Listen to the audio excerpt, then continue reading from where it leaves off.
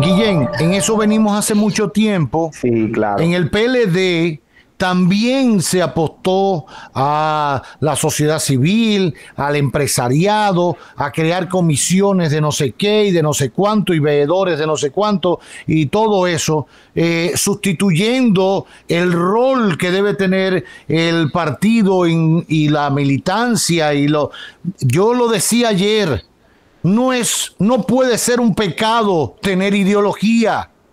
No puede convertirse en una vergüenza tú tener un criterio ante un tema partiendo de tu convencimiento ideológico. Yo a veces, no repito mucho esto, pero yo respeto a los Castillos porque ellos sí son consecuentes con su ideología. No es la mía. No coincidimos, yo creo que en nada. Sin embargo, ellos hay que respetarlos porque han sido verticales y consecuentes con su ideología. Ellos no dan su brazo a torcer. Le guste a la sociedad o no le guste, le caiga bien o no le caiga bien, porque son consecuentes y eso es tener ideología y eso es tener posición de principios. Y no quiere decir que no dialoguen y no puedan establecer un diálogo y negociar y ver cómo, pero yo por eso, a mí me pareció fenomenal cuando Pelegrín Castillo en su momento renunció del gobierno de Danilo Medina, porque no tenía cabida ideológica, su perspectiva de gobierno, su manera de ver el país, la función pública, la función pública, claro, como la estaba llevando el presidente y como él la veía y su partido, y decidieron abandonar. eso es correcto. Eso es serio, eso es respetable. Ahora, los otros que están ahí como el bambú que se mueve para donde le da el aire y se llegan hasta doblar, hasta no. Ahí, don Roberto, quiero apuntar a algo específico. En grupos pequeños, en grupos familiares, en partidos minoritarios o pequeños, esto se puede mantener. Ahora, cuando un partido busca crecer, tiene que ser una representación de la sociedad. Y para mí no habría nada más saludable para un partido político que busque ser representativo de la sociedad, que más que ideologías, se guíe de principios y que dentro de la organización política confluyan distintas ideologías que fomenten el debate desde adentro de la organización, que fomenten el crecimiento, que permitan a un conservador dentro del PRM pelear o discutir o plantear ideas contrapuestas con un progresista dentro del PRM y a uno de derecha en la Fuerza del Pueblo con uno de izquierda dentro de la Fuerza del Pueblo, y que ese debate interno pueda permear a toda la sociedad que busca representar y estar representada dentro del partido. Pero esto pasa en todas las organizaciones políticas y se está traspolando al gobierno. Mi preocupación es el descrédito de la clase política y del sistema de partidos. Nos va a llevar a que dentro de unos pocos periodos electorales llegue cualquier aparecido que no sabe de composición social dominicana, valga la cuña el libro del profesor Juan Bosch, que no sabe de política, que no entiende que la función del Estado no es generar más dinero para poder hacer instituciones más fuertes, sino propender al bien común, y que para eso se necesita, o sea, el dinero es una necesidad para poder seguir una causa que tiene el gobierno, un propósito fundamental que tiene el gobierno. El dinero no es el propósito del gobierno en sí mismo. Entonces, tenemos que evitar llegar como país a un escenario como ese que ya ha venido pasando en toda América Latina. Entonces, ¿qué pasa? Cuando estamos ante esa situación, grupos bombardeando por años, si no décadas, a la clase política no se está ayudando. Ahí estoy contigo, Miralba, no se ha venido ayudando mucho, porque no son más los que hacen daño, pero son los que más ruido hacen, porque tenemos un Estado muy diferente a como era hace 20 años. Fueron más los dominicanos y dominicanas que trabajaron para tener lo que hoy tenemos en este país, que los que trabajaron para dañar y para robar y para delinquir dentro del Estado. Ahora, esos hicieron mucho ruido, Y a la población eso le ha afectado. Y hay una falta de credibilidad y de estabilidad en el sistema de partidos, y yo lo reconozco porque pertenezco a una organización política y no pienso dejar de hacerlo. E insto a todos los jóvenes a que se incluyan en alguna organización política, en algún movimiento, que debatan ideas, que se involucren en política.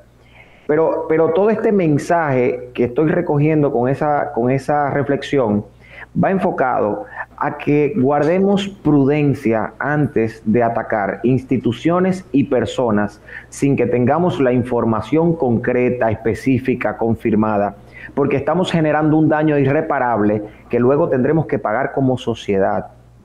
Es tan malo decir que una persona cometió un delito sin haberlo hecho, siendo funcionario, siendo servidor público, trabajando para una institución, como tan malo es que el gobierno diga que solamente es percepción la inseguridad ciudadana, que los videos que andan circulando son videos viejos, que la criminalidad va en disminución, cuando todos los días hay un conocido de nosotros que es asaltado, o que hay un intento de asalto, o que fue agredido de alguna manera.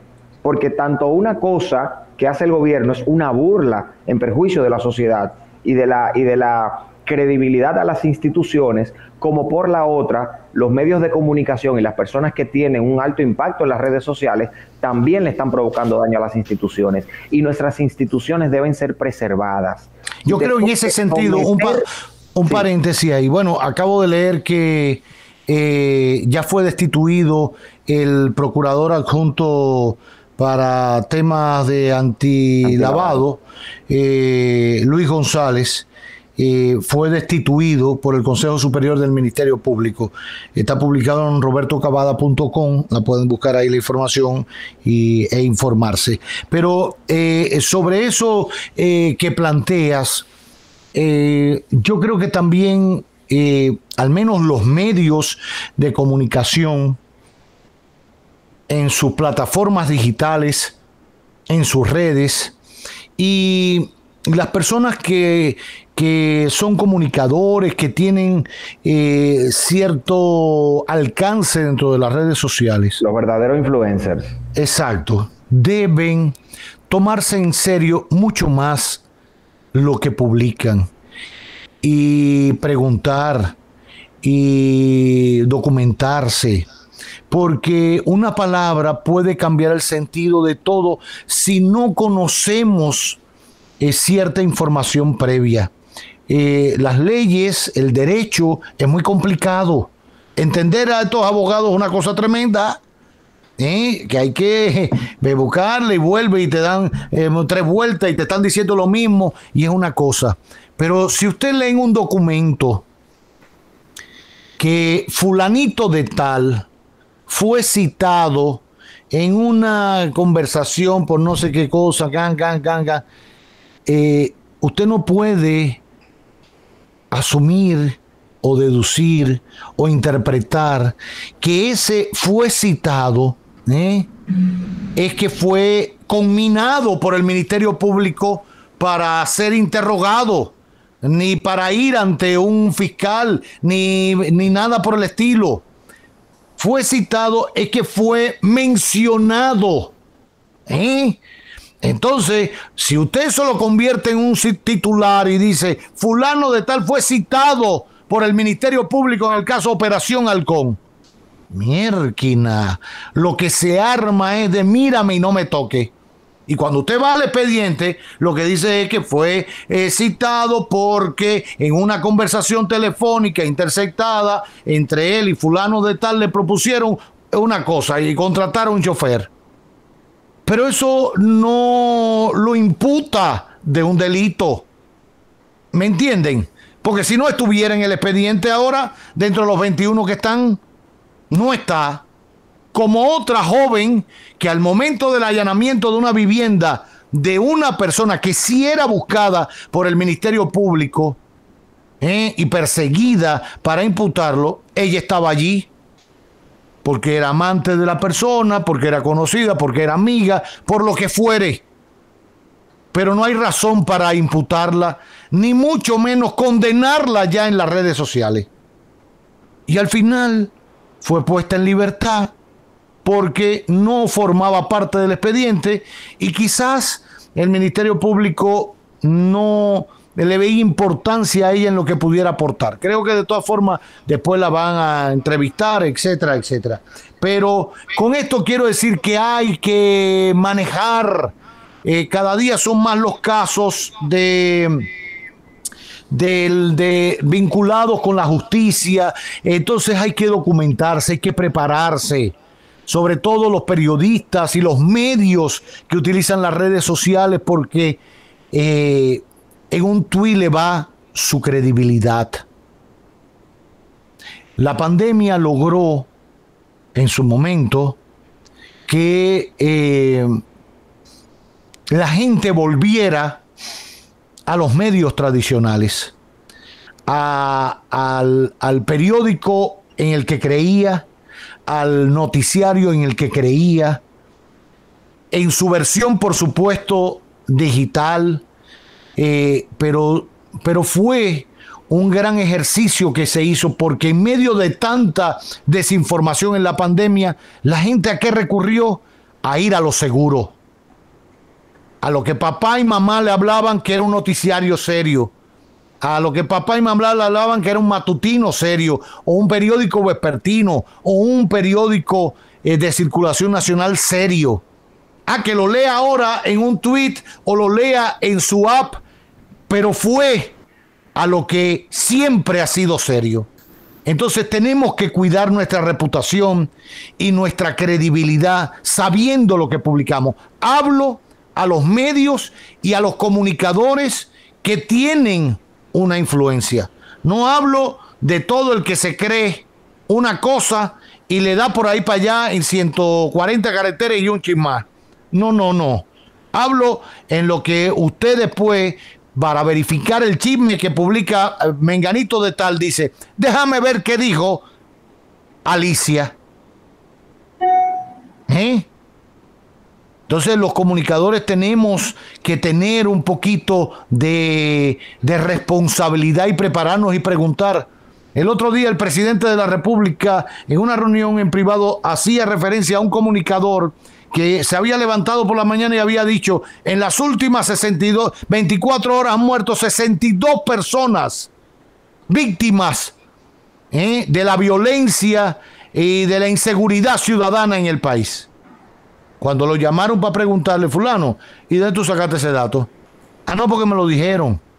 No, porque yo no sé, pero ya, entonces no podemos cualquierizar así. Por eso el periodismo seguirá existiendo como un oficio. Usted podrá comunicar en sus redes, pero el periodista verifica, es uno de los principios básicos, verifica y confirma la información y sus fuentes. No podemos malograr procesos importantes malinterpretando o trabajando de manera medalaganaria o empírica cosas tan delicadas como un expediente como la Operación Halcón por narcotráfico.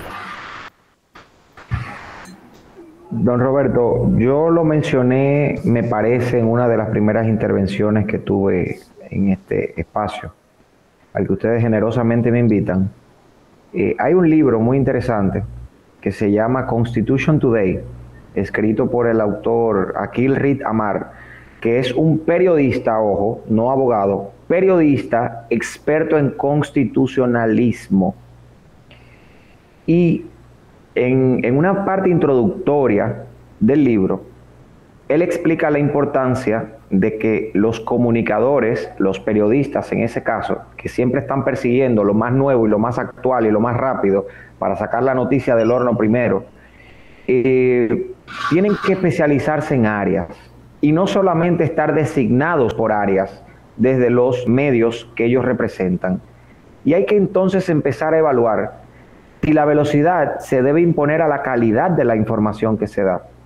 Y esto no solo para periodistas y comunicadores, ya en las redes sociales, reitero, todos tenemos una proyección hacia las masas, hacia quienes nos siguen por lo menos, y un efecto multiplicador de una noticia falsa puede ser caótico. Entonces es importante tener esa prudencia, esa cautela y estar seguros de lo que se está diciendo. de lo que se está afirmando y de cuál es la fuente de donde nosotros sacamos esa información.